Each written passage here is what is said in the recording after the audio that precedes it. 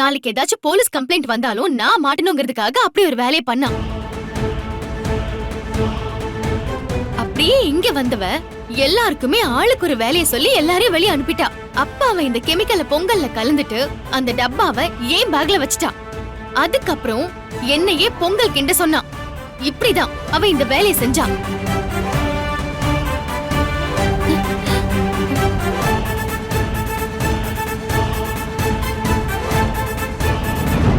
அப்பா இல்ல இல்ல, இவ பொய் சொல்றாப்பா. எனக்கு அம்னிஷியா இருக்கிறதுனால எல்லாத்தையும் ஞாபகம் வச்சுக்க முடியாதுங்கிறதுனால இவ ஏதேதோ சொல்றான். இல்லையம்மா, ஏதோ இடிக்குதே. இங்க பாருங்க, இதுல ஒரு குழப்பமும் இல்ல. இவள ரேணுகா நம்புறதுனால தான் இவ்ளோ பிரச்சனையும். இவ நம்ம ரேணுகாவோட முகத்தோட இருக்கிற சுடர்ங்கிற ஒரு பொண்ணு, அவ்வளவுதான். இவ போன்ல சுடர்னு சொன்னதை நான் கேட்டேன்னு சொன்னல. அந்த போனை ஆன் பண்ணது யார் தெரியுமா? யார் மாப்ள? நம்ம வெண்பா தான்.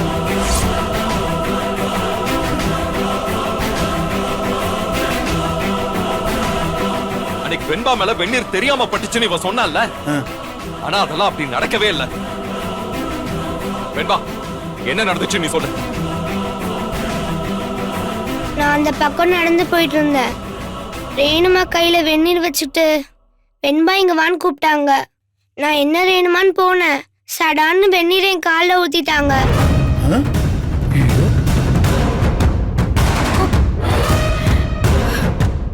அதுக்கப்புறம் ரேணுமா யாராவது வராங்களான்னு பார்த்துட்டு சாரி வெண்பா சாரி வெண்பான்னு சொன்னாங்க. அப்பா அப்பா இல்லப்பா, அந்த மல்லிதான் குழந்தைய இப்படி சொல்ல வச்சிருக்கா. அவ ரேணுகாவா இருந்தா அவ இல்லன்னு சொல்ற அளவுக்கு நான் ஒண்ணும் தப்பானவன் இல்ல. என் பொண்ணு இத்தனை நாளா அவ கூட இருந்திருக்கா. என் பொண்ணுகிட்டே கேளுங்க, அவளோட அம்மாவா இல்லையான்னு. நான் சொல்றத வேணா பொய்ன்னு சொல்லிடலாம். குழந்தை சொல்றத பொய்ன்னு சொல்ல முடியுமா? கேளுங்க. வெண்பா செல்லம், இவங்க யாருமா?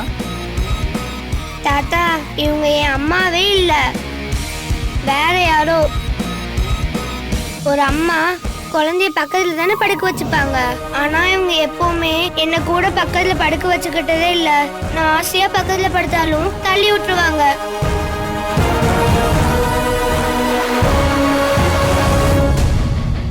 சாப்பாடு ஊட்ட மாட்டாங்க. நீங்களா இருக்கும் போது கொஞ்ச நேரம் ஊட்டுவாங்க. நீங்களா போனதுக்கு அப்புறம் நீயே சாப்பிட்டுன்னு கொடுத்துட்டு போயிடுவாங்க. அவங்க கிட்ட எப்பவும் 2 போன் இருக்கும். அந்த இன்னொரு போன்ல யார்கிட்டயோ பேசிட்டு இருப்பாங்க. அந்த சமயத்துல அவங்க முகத்தை பாக்குறதுக்கு பயமா இருக்கும்.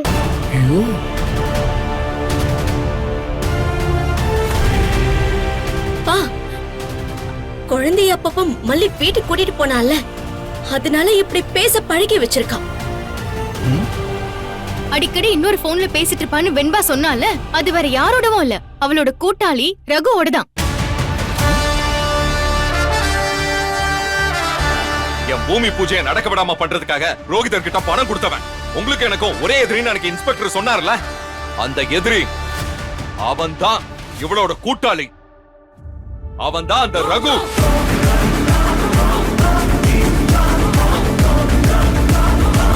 இல்ல இல்ல இல்ல இல்ல, இது எல்லாமே போய். போட்டோ உடைக்காம லாக்கர்ல இருந்து 50 லட்சம் ரூபாய எப்படி எடுத்தாங்கன்னு தெரியலன்னு சொன்னீங்கல்ல.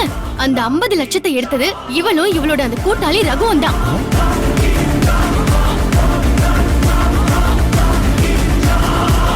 ஐயோ ஐயோ, நெஞ்சு வலிக்குது. ஐயோ வலிக்குது. என்ன பண்ணுது? இல்லம்மா, விடுமா விடுமா விடுமா. நீ வீட்டை விட்டு கிளம்புறப்ப கடைசியா ஒருத்தர வீட்டை பாத்துங்கன்னு சொன்னீங்களம்மா. அதுக்கு அர்த்தம் இதுதானா? என் பொண்ணு மாதிரி ஒரு முகத்தை வச்சுக்கிட்டு என்னை ஏமாத்தன்னு முடிவு பண்ணிட்டீல. எங்களை குடும்பத்தோட முட்டாளாக்கிட்டீல.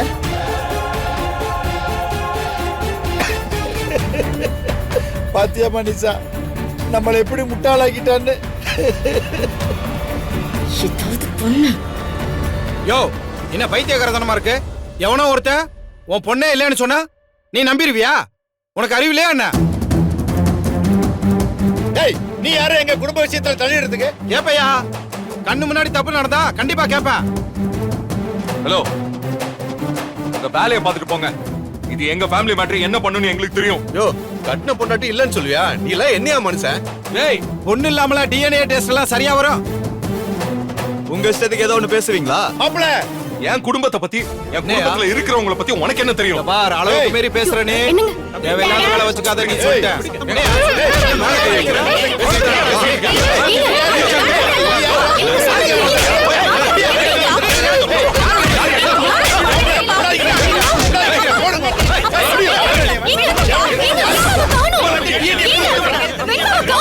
மாப்பிள ஏய் ஏய் வெண்பா, வாமா வெண்பா வெண்பா வெண்பா வெண்பா,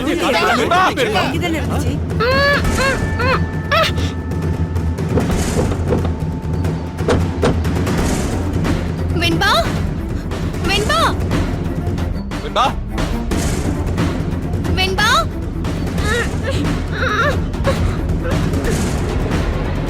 வெண்பா வெண்பா, வெண்பா வெண்பா வெண்பா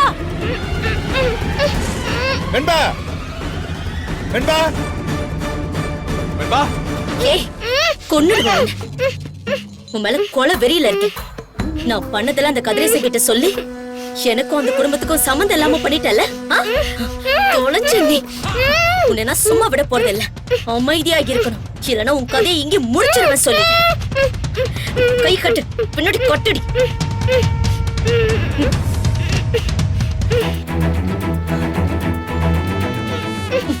அமைதியா இருக்கணும் சொல்லிட்டேன். ஏய் எங்கடா இருக்கீங்க? சரி நீங்க ஒண்ணு பண்ணுங்க, அந்த ரோட்டு கடப்பக்கமா வந்துருங்க, நாங்க வந்துடுறேன். வெண்பா ஓகே.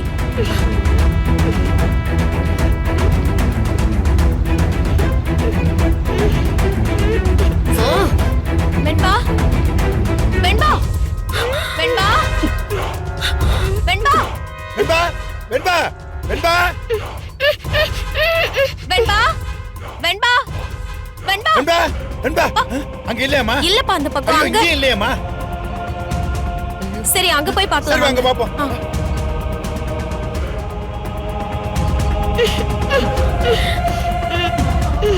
வாடி வா வா.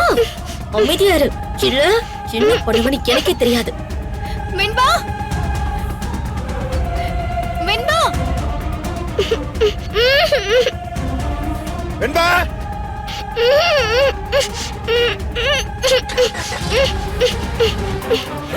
சீக்கிரம் ஏறுங்க மணி. வண்டியில ஏறு ஏறு. வெண்பா, மல்லி, வெண்பா பாத்தியா? இல்லங்க. வெண்பா, வெண்பா, வெண்பா, வெண்பா மாப்பிள உள்ள இல்லையா? அங்க இல்ல. இங்கே இல்லையா மாப்பிள? நீ எங்கேயாவது பாத்தியா? இல்ல மாமா, ஐயோ அந்த சுடர் தான் எங்கேயாவது கடத்திட்டு போயிருப்பா. மல்லி, வெண்பாக்கு ஒண்ணு ஓ, ஆகாது. இப்படி பண்ணிட்டாலம்மா அவ. ஐயோ ஆத்தா, உன் சன்னதிலே இப்படி ஆயிடுச்சே.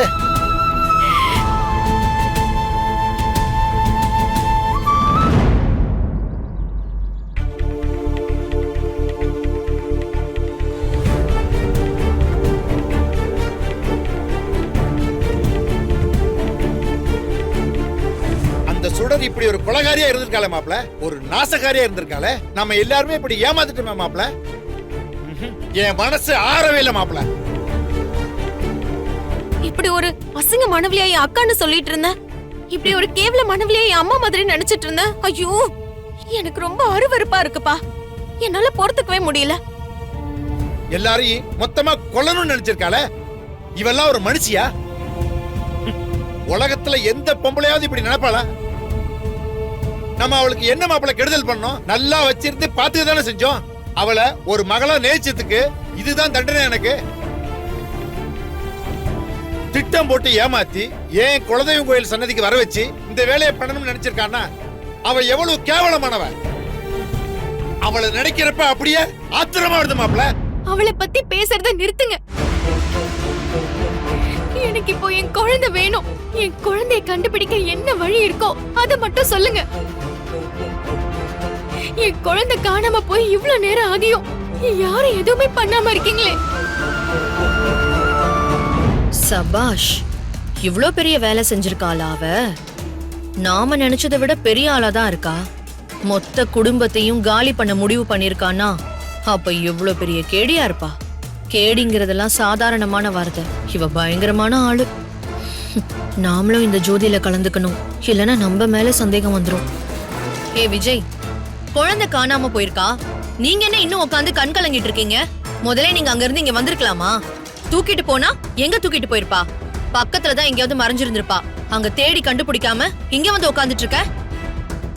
அங்கெல்லாம் தேடி பார்த்தேன், சுத்தி எல்லா இடத்துலயும் தேடியாச்சு. அவ எங்க இருக்கானே கண்டுபிடிக்க முடியல. தெய்வம் மாதிரி மல்லி எல்லா விஷயத்தையும் சொன்னான். நாம தான் மல்லியை சந்தேகப்பட்டோம். இந்த தெய்வத்தை விட்டுட்டு அந்த பிசாசை நம்பிட்டோம். எங்களை விடுங்க மாமா, உங்களுக்கு தெரிஞ்சிருக்குல்ல, நீங்க சொல்லிருக்க வேண்டியதானே, நீங்க ஏன் சொல்லாம மறைச்சீங்க?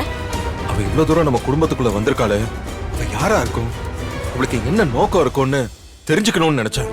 நிஷா, அவ இப்படி ஒரு கேவலமான வேலையை செய்வான்னு எதிர்பார்க்கவே இல்லை. இத பாருங்க, ரொம்ப பெரிய விஷயம் நடந்திருக்கு. நீங்க என்னமோ காமா சோமான்னு வேலை பார்த்துட்டு இருக்கீங்க. நீங்க இப்படி உட்கார்ந்துட்டு இருந்தீங்கன்னா குழந்தை கிடைச்சிருவாளா சொல்லுங்க? நீங்க முதல்ல அங்க இருந்து வந்ததே தப்பு. அப்படியே வந்து இங்க சும்மா உட்கார்ந்துட்டு இருக்கீங்க. அவகிட்ட இருந்து ஏதாவது தெரிஞ்சாதானே நம்மளால எதுவும் பண்ண முடியும் ராஜே. அவகிட்ட இருந்து ஏன் ஏதாவது தெரியணும்? நம்ம போலீஸ் கிட்ட போவோம்பா. போலீஸ் கம்ப்ளைண்ட் கொடுத்தா அவங்க தேடுவாங்கல்ல. ஆமா, நம்ம போலீஸ்க்கு போவோம். நம்ம மனசுல இன்னும் அவள நமக்கு வேண்டியவளா, நம்மளோட இருந்தவளா நினைச்சுக்கிட்டு இருக்கோம். அதனாலதான் அவளை பத்தி ஸ்ட்ராங்கா ஒரு முடிவு பண்ண முடியல. இனியும் டிலே எல்லாம் பண்ண வேண்டாம், நம்ம போலீஸ்க்கு போயிடுவோம். சீக்கிரமா போங்க. நீங்க சொல்றத பார்த்தா அவ ரொம்ப பயங்கரமானவளா இருந்திருக்கா போல இருக்கே. போலீஸ்க்கு போறீங்கன்னு தெரிஞ்சா அவ நம்ம புள்ளை ஏதாவது டார்ச்சர் பண்ணாலும் பண்ணுவா. அதெல்லாம் நினைச்சு பயந்துட்டு இருக்க முடியாது. இப்ப நம்ம முன்னாடி இருக்க ஒரே வழி போலீஸ் கிட்ட போறது மட்டும்தான். என்ன கேட்டா இவ்ளோ நேரம் போலீஸ் கிட்ட போகாம இருக்கிறதே தப்புதான். போலீஸ்க்கு போகாம இருந்தத தப்புன்னு சொல்ல முடியாது. ஏன்னா நம்ம போலீஸ்க்கு போனாலும் நீங்க தேடினீங்களான்னு தான் முதல்ல நம்மள பார்த்து கேட்பாங்க. ஒன்னும் தேடாம நேரா இங்க வந்துட்டீங்களான்னு நம்மள தானே திட்டுவாங்க. அதனால நீங்க செஞ்சதும் சரிதான். ஆனா இன்னும் கூட நம்ம தரப்புல கொஞ்சம் நல்லா தேடிட்டு அதுக்கப்புறமா போலீஸ்க்கு போறதும் சரிதான். ஏ ராஜேஸ்வரி, ஏதாவது சொல்லி குழப்பாத. போலீஸ்க்கு போறத தவிர நமக்கு வேற வழியே இல்லப்ப. நீங்க வாங்க, போலீஸ் ஸ்டேஷன் போய் ஒரு கம்ப்ளைண்ட் கொடுத்துட்டு வந்துருவோம். என்னங்க, எப்படியாவது என் பொண்ணை கண்டுபிடிச்சு கொண்டு வந்துருங்க. என் பொண்ணு இல்லாம என்னால இருக்கவே முடியாது. சரி மாறு, வாங்க வாங்க.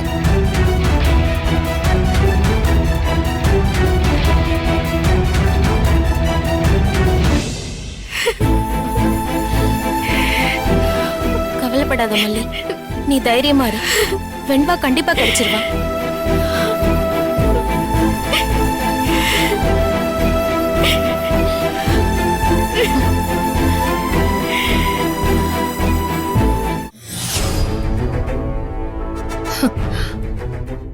பூனை மாதிரி இருந்துகிட்டு எவ்ளோ பெரிய வேலை பண்ணிருக்கா. எவ்ளோ பெரிய தில்லலங்கடியா இருந்திருக்கா. அவளை ரொம்ப குறைச்சி எடை போட்டுட்டோம். ஆனா இப்ப அவ எங்க இருக்கான்னு வேற தெரியல. எதுக்கும் அவளுக்கு கால் பண்ணி தான் பாப்போமே.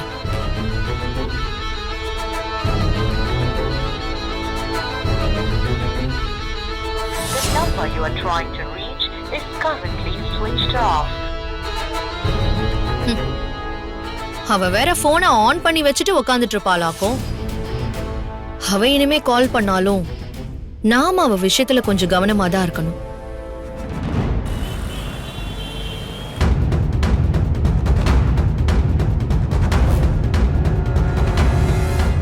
இத்தனை நாளும் ஒரு பாம்புக்கு பால் ஊத்திக்கிட்டு மாப்ள. நல்லவன் யாரு கெட்டவன் யாருன்னு ஆளுங்களை பார்த்த நிமிஷத்துல நான் கண்டுபிடிச்சிடும் மாப்ள. ஆனா இப்படி ஒரு நாசக்காரிய இத்தனை நாள் நான் தெரியாமலே இருந்திருக்கேன். அவ இன்னைக்கு என் பேத்திய தூக்கிட்டு போற அளவுக்கு ஆயிட்டால மாப்ள. அவ மட்டும் என் கையில சிக்கட்டும், அவளை சாகடிக்காம விட மாட்டேன். நீங்க மட்டும் இல்லைங்க, நானும் அவளை கண்மூடித்தனமா தான் நம்பிக்கிட்டு இருந்திருக்கேன். மல்லி எத்தனையோ தடவை எனக்கு புரிய வைக்க முயற்சி பண்ணா. இவளுக்காக என் மல்லியவே நான் சந்தேகப்பட்டிருக்கேன். பல நாள் நான் மல்லியோட சண்டை போட்டிருக்கேன். ரேணுகா மேல நம்ம வச்சிருந்த பாசம் நம்மளை ஏமாத்திருச்சு. மாப்பிள, நீங்க கவலைப்படாதீங்க. அவ என்னைய மீறி நம்ம குழந்தைய எங்கேயும் கொண்டு போக மாட்டான். எங்க ஹார்பர் நெட்வொர்க் ரொம்ப பெருசு. அவளை எப்படி நான் தூக்குறேன் பாருங்க.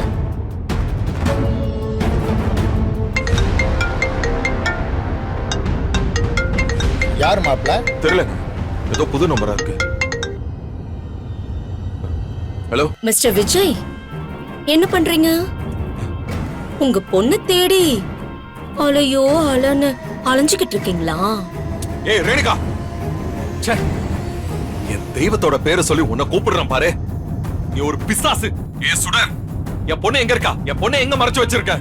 விஜய், நீங்க ரேணுகான்னு கூப்பிடுறத விட சுடர்னு கூப்பிடும்போது அந்த வார்த்தை நேரா என் இதயத்தை தொடுது.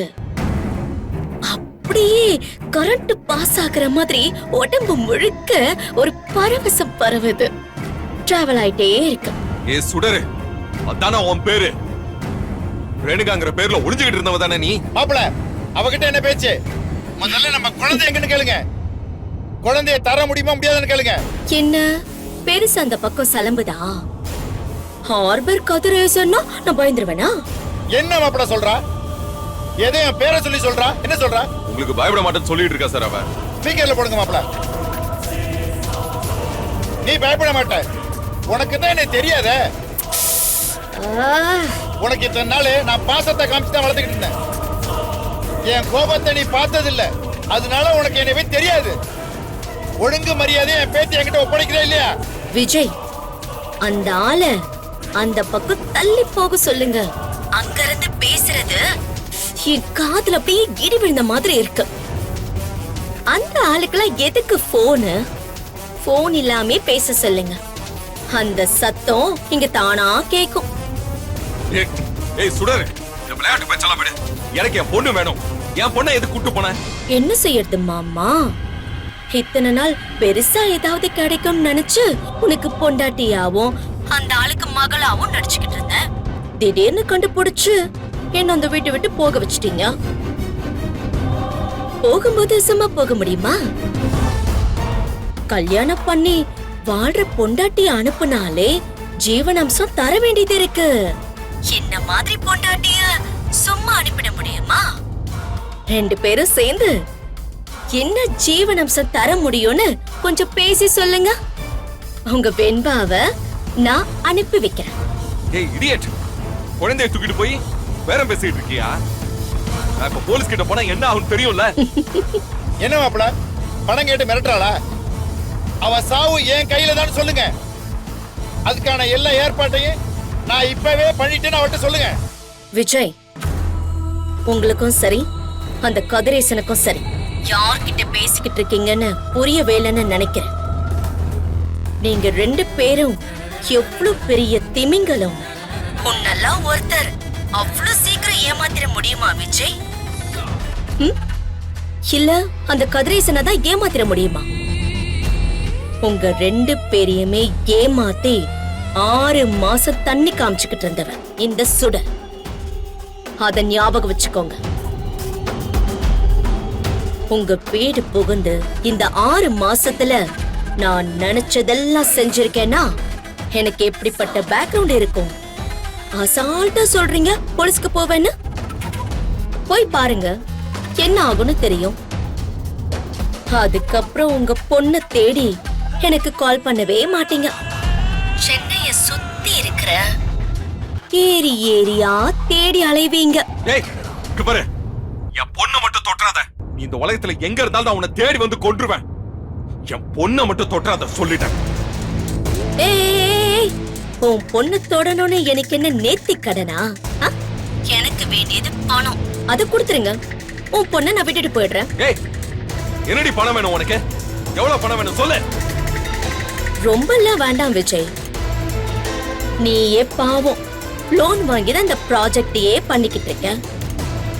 உன்னை ரொம்ப கேட்டு கஷ்டப்படுத்த விரும்பல. இப்போதைக்கு ஒரு 50 லட்சம், ஜஸ்ட் 50 lakhs நான் அட்ஜஸ்ட் பண்ணிக்கிறேன். 50 லட்சமா? எவ்வளவு மாப்பிள பணம் கேக்குற? 50 லட்சம் கேக்குறா சார். இப்ப திருட்டு கழுத. ஏற்கனவே என் வீட்டுல 50 லட்சம் திருடினது பத்தாதா? மனசாட்சியே இல்லாம எங்க குழந்தைய வச்சுட்டு பணம் கேட்கறிய? நாங்க உன் மேல காட்டின பாசம் கொஞ்சமாச்சும் உன் மனசுல இருந்தா இதெல்லாம் செய்வியா? என்னுடைய மொத்த சொத்தையும் நான் உன்கிட்ட கொடுக்கணும்னு நினைச்சிட்டு இருந்தேன். இப்படி ஒரு துரோகத்தை மட்டும் நீ பண்ணாம இருந்திருந்தா என் மகளை போல இருக்கிறங்கிற ஒரே காரணத்துக்காக உடனே நல்லா வச்சிருந்திருப்பனே. என்னைய முதுகுல குத்திட்டு போயிட்டே துரோகி. உனக்கு இந்த 50 லட்சம் கிடையாது, 50 ரூபாயும் கிடையாது. இந்த மிரட்டுற வேலையெல்லாம் எங்க கிட்ட வச்சுக்காத. விஜய், அந்த ஆள் பெரிய நான்சென்ஸா இருக்கான். நான் அவரோட பேச விரும்பல. உன்னோட தான் எனக்கு பேச்சு. ஏன்னா என் கையில வச்சிருக்கிறது உன்னோட குழந்தை. குழந்தை உன் கைக்கு வரணும்னா 50 லட்சம் ரூபாய் கொடு. சீக்கிரம் ரெடி பண்ணிட்டு கூப்பிடு. எங்க கொடுக்கணும், எப்படி கொடுக்கணும்னு நான் சொல்றேன். இப்போ நான் போனை வைக்கிறேன். அப்புறம் இன்னொரு விஷயம், வழக்கமா எல்லாரும் சொல்றதுதான், போலீஸ்க்கு போறேன், கமிஷனர் தெரியும்லாம். புத்தி கெட்டத்தனமா ஏதாச்சும் பண்ண அப்புறம் நிச்சயமா உன் வெண்பாவ உயிரோட பார்க்க மாட்டேன். உங்க 2 பேருக்கும் சொல்லிக்கிறேன், என்னோட இன்னொரு முகம் உங்களுக்கு தெரியாது. வைக்கட்டுமா?